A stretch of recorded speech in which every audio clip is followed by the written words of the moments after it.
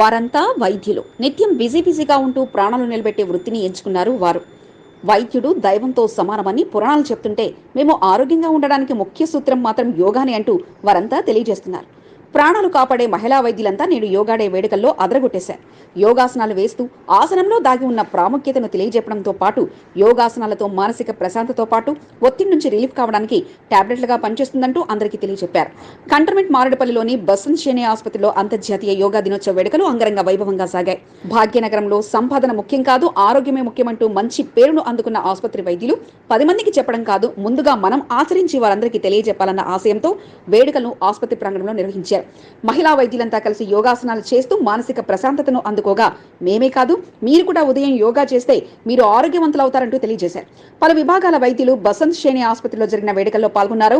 యోగా గురువు ఆరతి ఆధ్వర్యంలో డాక్టర్ పద్మావతి సారథ్యంలో సీనియర్ స్పెషలిస్ట్ వైద్యులు గిరిజ, దివ్య, కవిత, మానస, పూర్ణిమ, సంయుక్త, రాణి, మంజుల రాణి, రూప, దుర్గా, పద్మజతో పాటు యోగా వేడుకల్లో పాల్గొన్నారు.